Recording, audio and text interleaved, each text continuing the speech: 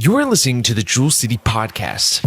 In this podcast, we're going to hear a message from Pastor Rita on Life Group Sunday. If you're looking to get connected to a life group, you can go to jccwv.org/lifegroups to sign up. This morning, I have chosen for my text. I want to read from a very, very familiar portion of Scripture, and it's just one verse. John wrote this. And he wrote it in the book of Revelation, chapter 3, verse 20. And it says in Revelation 3:20, "Behold, I stand at the door and knock.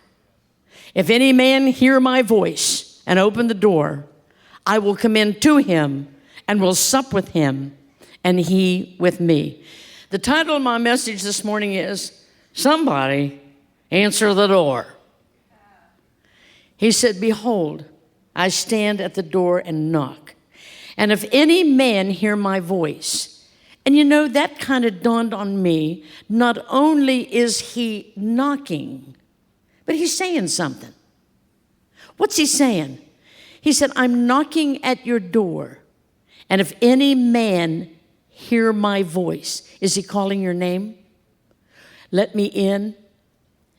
You know, when Marjorie and I were little girls, I can remember any time someone rang the doorbell or knocked on our door, I don't know who we thought was there, but we both made a beeline for the door, and sometimes we'd knock each other down. Usually I'd knock her down because I've always been a little bigger than she. But we'd make a beeline for the door, and when the phone rang, you better get out of the way. Because, you know, we had one of those old-fashioned phones years ago, and my father called it a pigeonhole. It was just a little hole in the wall where you set the phone. Well, when the phone rang, and I don't know who we thought was calling either, we'd both make a beeline. We broke a couple phones, and they fell to the floor and just broke.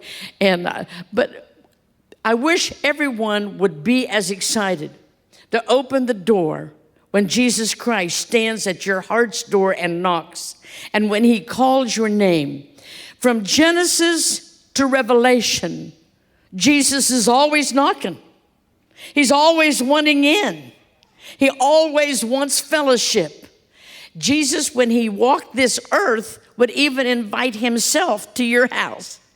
He wouldn't ask you to invite him for lunch. He'd just invite himself to lunch. "Where do you live? Shall we turn right or left here? Because I'm going to your house for lunch." Okay, but in Genesis, he would come down in the cool of the evening. What did he want? He wanted fellowship. He made the animals, and he loved the animals. But he wanted fellowship, and it said he would come down in the cool of the evening to Adam's house to walk with Adam. And one day, we know the story, and I'm not going to stop there, but he came down and he couldn't find Adam. And he said, "Adam, where are you?" Jesus, God, was longing for fellowship. He wants to know you. He knows your name. Do you know that? I love that song. He knows my name. He knows your name. He knows where you live. He knows all about you. I know when Jesus saved my mother's brother, I'm taking a little trail here. This is not on my notes. But everybody always called him Uncle D. And he was a tough nut to crack. He wasn't interested in Jesus. He wasn't interested in salvation or going to church. But when my mother died, she pulled me down gently, and she said, "Now, Rita, he's my only sibling that does not know Jesus Christ." She said, "I'm counting on you, Rita. I'm counting on you." So I would call him Uncle D, Uncle D. I went down, he lived at Meadowbrook, and I went down to Meadowbrook at that time. He was not interested. He was nice to me, but the minute I quit talking about Jesus, he turned me off. One day they called me. I won't go into all of it, but they called me, and they said, "Rita, come down. Your uncle has something he wants to tell you." I went down to Uncle D's house, and I sat on the couch, and I knew something had happened just by looking at him, because his eyes were great big, and his countenance was different. And he said, "Rita, do you know that Jesus knows everything?" I said, "Uncle D, you're preaching to the choir. I know that. I know." He said, No. He knows everything. And I said, "I believe that." And he said, "You know how come I know he knows everything? All I've ever known was he was Uncle D. But he said, I heard the voice of the Lord. You can believe that or not. I said, I believe it, but I wanted to know what he said first because my Uncle D had a drinking problem. And I said, okay, Uncle D, what did he say to you? And my Uncle D began to cry. And here's what he said. He said, he didn't call me D. He said, I heard the voice of the Lord, and he said, Ronald, the woman you have is not your own. He said, he knew my name. He called me Ronald, and that was his name. The Lord knows your name. He came down in the cool of the evening because he wanted fellowship. He wanted companionship. And he came down and Adam was not there. And we know the rest of the story. But even in the book of Revelation, 66 books later, he's still looking for fellowship. Here's John, marooned on the Isle of Patmos. They tried to kill John like they killed all the other 11 disciples. John just wouldn't die. They tried to boil him in oil and everything, but he didn't die. And he was taken out to the Isle of Patmos and deserted and marooned out there on the Isle of Patmos. Now you would think that maybe he would get discouraged. Maybe he would get depressed out there. Maybe the rat's nibbling at his toes and he's all by himself with nothing really to eat or drink or no shelter or whatever. But you know what it says? I like how Revelation opens. It says, and I was in the Spirit on the Lord's day. He was not depressed. He was not discouraged. And he heard a voice from heaven say, John, yes, Lord, right. And when I read the text this morning, behold, I stand at the door and knock. That's in chapter 3. And he says, I want in. I want to call your name. I want to come into your house and fellowship with you. I want to know you. But sometimes we quit there. We don't read on over in chapter 4, just a few verses later. He said, John, and he said, yes, Lord. He said, look up. He looked up and he said, what do you see? John said, well, Lord, I see a door. And he said, well, John, this is my house. Come on up, John, and tell me what you see. And if you think we had a good time at your house, John, wait till you get to my house. Wait till you see my house and what I've got in store for you. So you see, Jesus wants to come to your house, but one day we get to go to his house and we get to spend all eternity with him. And eye has not seen and ear has not heard what he has in store for his children in his house. How many of you want to go to God's house one day? You want to go to God's house? Okay, well, when Jesus was walking the face of the earth, that's what he wanted was fellowship, man. And he got kicked out of a lot of synagogues. He got kicked out of a lot of towns, but he was just looking for fellowship. He was looking for someone that he could be a companion with. One day he was in Jericho and he was just walking along. And as he was walking along the crowd, all of a sudden he didn't realize that a little short fella, probably a first cousin of mine, was all of a sudden perched up in a tree. And Jesus looks up there and he looks up there and that sycamore, that fig tree, and all of the town people made a face. There's that old tax collector. He's a cheat and a thief and a liar. But Jesus smiled. You see, amongst all that fruit up there, he saw a piece of rotten fruit. But he loved that piece of rotten fruit, and he knew his name. He said, Zacchaeus, come on down. I can see Zacchaeus. Can't you? I'd love to have taken his vitals right about then. Oh, good grief. Here's this man they called Jesus, and he wants me to come down. And then while he was just about halfway down, Jesus said, let's go to your house. I will go to your house, Zacchaeus. We'll have some lunch together and we'll talk. You see, he didn't say we're going to go to a synagogue. We're not going to a temple. And that's nothing wrong with that. That's good. Jesus went there often. He didn't say we're going to go down here and sit by the Sea of Galilee. He said, I want to go to your house. And when they went to Zacchaeus' house, things happened that day. Things changed that day. And I'm going to tell you more about that in just a minute. But Jesus keeps on walking, and finally someone comes to him. It's a father. And the father said, my little daughter is lying at home. It was Jairus.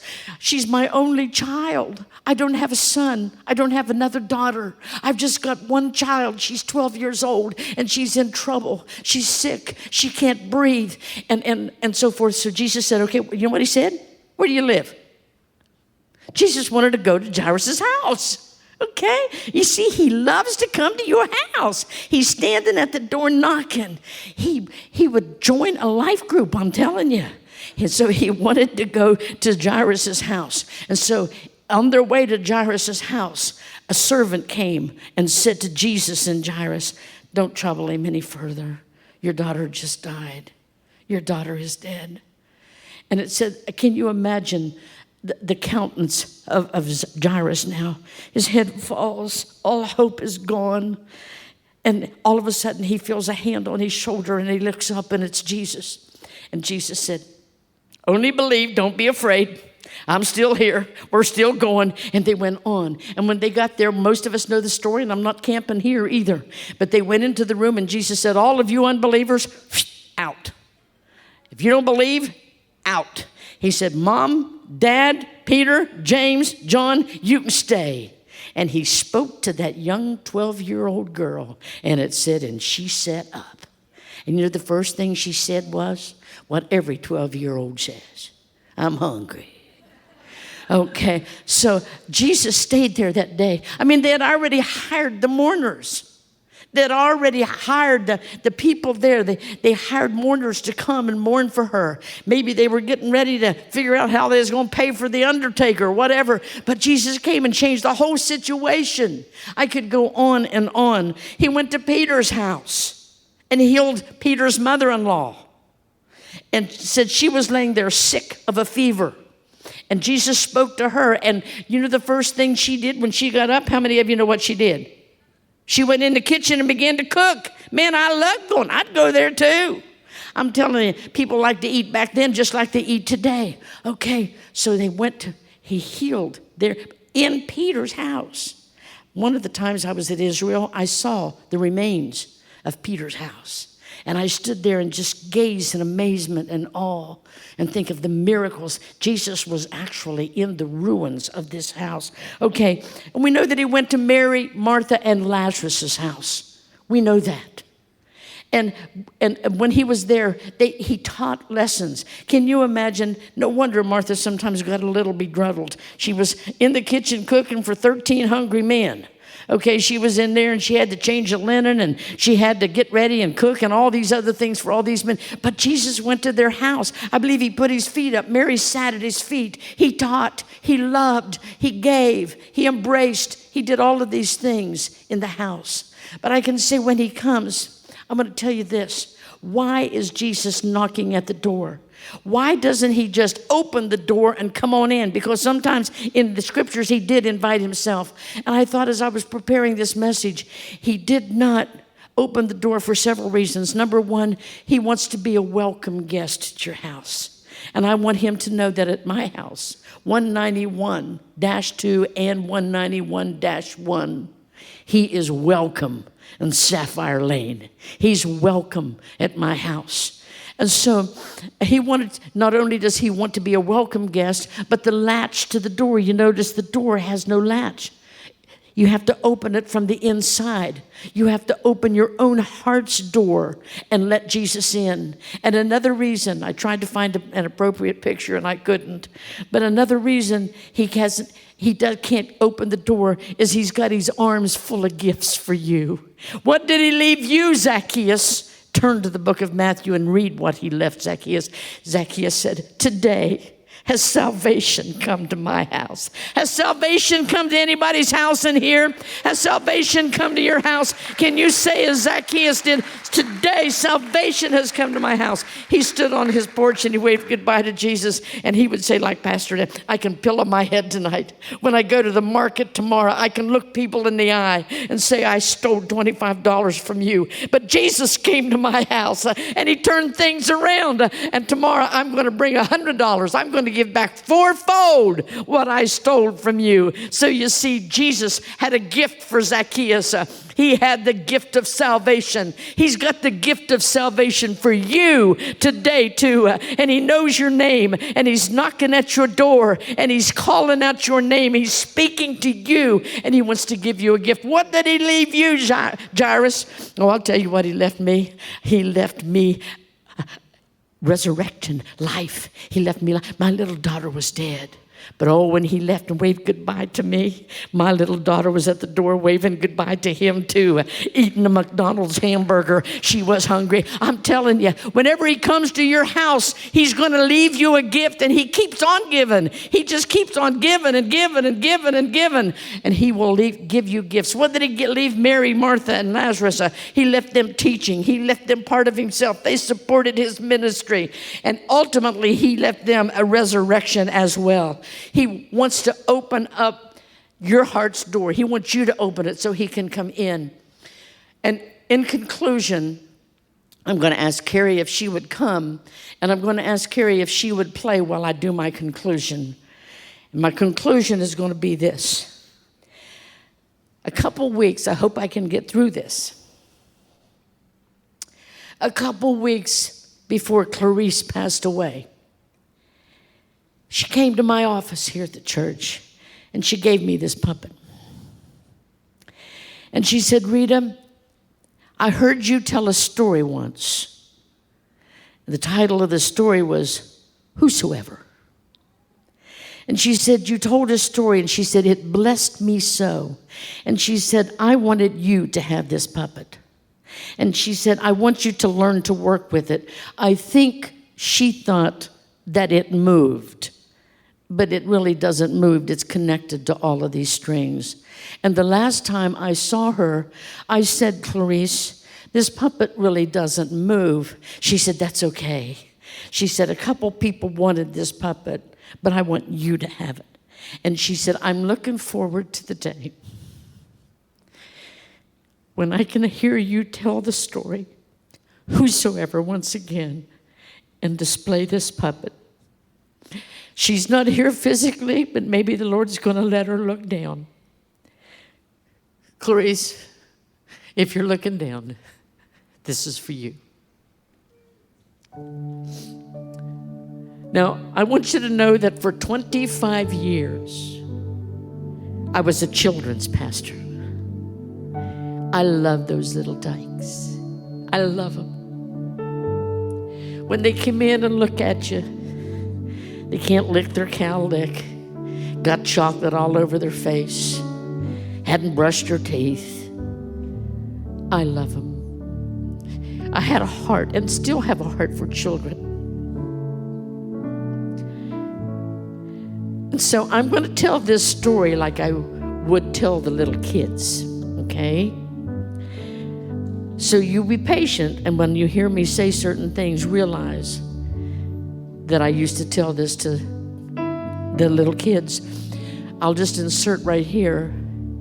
A couple days ago was my birthday, and I got a card from Sue Ann Spiker. And what she said blessed my heart. She said, Rita, I remember years and years and years ago at a little Methodist church in West Union, you told the story whosoever. And me and my mother and my sister all gave our hearts to Jesus that night.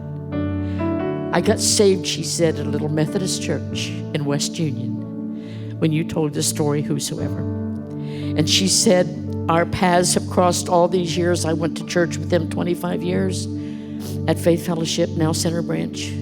She said, you've ministered to us. You were our children's pastor, and now you're ministering to our grandchildren. By the time I read that card, I had to sit down. I was tired. I thought, wow, 3 generations here. But I want to tell you about whosoever.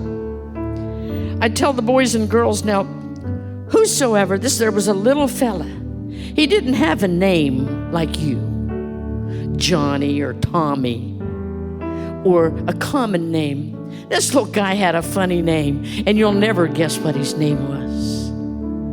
His name was Whosoever. Well, one day, Whosoever found out that the king was coming to town. And Whosoever thought, oh boy, the king's coming to town. Maybe I could get him to come into my house, my heart house. But then he looked into his heart house and he said, my heart house is so dirty that the king would never come into my heart house. Never. He said, I'm going to try to clean my heart house so that when the king comes to town, I can tell him, King, please stop into my heart house for just a few minutes. So whosoever tried to clean his heart house, but he couldn't clean it. And he went out and sat on the steps, put his head in his hands. And he was very discouraged when a little girl came by. And she was just skipping by, and she says, whosoever, I'm going to the park. Would you like to go? And whosoever said no. She says, well, you look sad. What's wrong with you? He says, well, haven't you heard? The king is coming to town, and I want him to come into my heart house, but it's dirty, and I can't clean it. And the little girl says, well, I'll help you clean your heart house. He said, you will? Well, come on in. So this little girl diddy pops up the steps, and she goes and stands in a corner, and she doesn't do anything. And whosoever said, well, aren't you going to help me? She said, no, I'm not going to help you clean your heart house. He says, what do you mean? Who are you? She says, my name is Miss Tell Lies.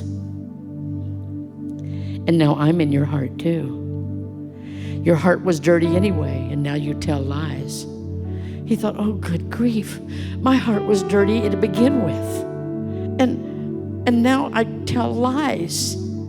And so he goes out and he's more discouraged than ever. So he goes out and he sits on the steps when all of a sudden the little boy comes by on his bike. And he said, let's go play ball, whosoever. And whosoever says, what's wrong with everybody? Haven't you heard? The king is coming to town. My heart house is dirty. And now I got Miss Tell Lies in there. I can't do it. I got to clean my heart house. And the little boy says, well, I'll help you clean your heart house. You will?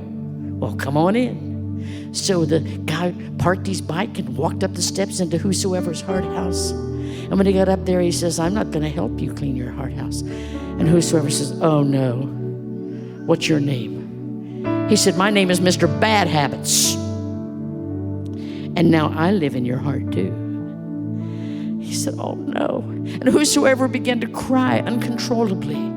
And he goes out and he sits on the steps again. He says, what do? I tried to clean it and I couldn't. Now I tell lies. Now I got bad habits. The king will never come into my heart house.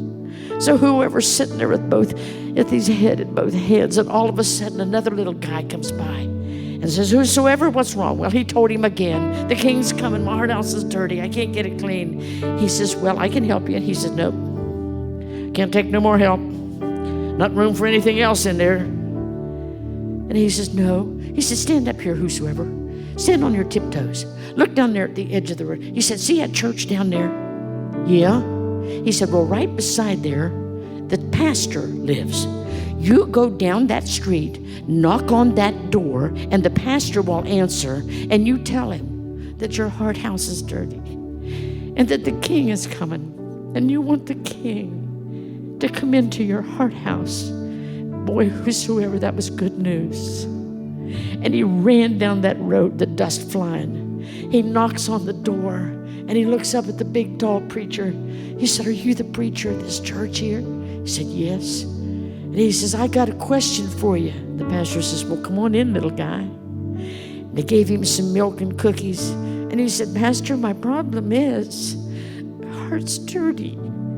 And I tell lies, and I do bad things and bad habits. But he said, I want the king to come in. So the pastor said, that's not a problem, son. And he opened up the Bible to John 3:16. And he began to read to this little guy. And he said, for God so loved the world that he gave his only begotten son, that whosoever believed. And whosoever's eyes got big. And he set his glass of milk down. And he stood to his feet and he said, whosoever, well, that's me. Is my name in that book? Is my name? He said, yes, your name's in this book. You're a whosoever. And then the pastor said, I'm going to pray with you, son, and I got good news for you. You don't have to clean your heart house. You just go on home. And when you get home and you see the king coming, you flag him down and you invite him in. So whosoever goes home, he's on his porch anxiously awaiting for the king to come. He sees the banners. he hears the music. And all of a sudden it's getting louder and louder. And all of a sudden it's right in front of whosoever's house. And he stops everything and he runs out in the street and he says to the king, King, I've been waiting for you. And I tried my best to clean my heart house and I couldn't. And I tell lies and I got bad habits. But I'd like for you to come on in if you'd come into this dirty heart. And the king said, whosoever, that's what I do. I'd be glad to come into your heart house. And he took little whosoever by the hand and they walked up the steps. And whosoever went in and Jesus began to pray with him. And they had a good time of just talking and communicating there in whosoever's living room. Then all of a sudden when Jesus got up to leave, he said, well, whosoever, I'm going to do something for you. And about that time, out came Miss Tell Lies. Out came Mr. Bad Habits. And when the king waved goodbye to whosoever had a clean heart house. Now we have to work to keep it clean. But whosoever had a clean heart house, I want to look you in the eye today. And I want to say that you are a whosoever. How many of you can say today, Jesus has come into my heart house and he's helped clean my heart house up? Has he cleaned your heart house up? How many of you know that you are a whosoever and that one day Jesus is coming back? Jesus is coming one of these days. And if you watch the 6 o'clock news or the 10 o'clock news, it's getting closer and closer and closer. Saints of God, lift up your head because your redemption draweth nigh. I'm telling you this morning that whosoever had a dirty heart house, and if you've not asked the King into your heart house tonight, this morning, you got a dirty heart house. I would like for you just to stay seated. I'd like for you just to bow your heads. I just want you to look at your own heart house this morning. Not your neighbors, not your husbands or wives. How's your heart house? You're a whosoever. Is your heart house dirty? The King is coming. No one can clean your heart house but the King himself. That's it. Is there anybody here today that would say, Rita, don't call me up front. Don't embarrass me. But I want you to know today that I know that I need Jesus. My heart house is dirty. Would anyone just raise your hand and say, I need the King to come into my heart house today? I see that hand. I see that hand. Is there somebody else that would just raise your hand and say, my heart house is dirty and I need the King to come into my heart house and clean my heart house? Anybody else? Okay, you can look up here.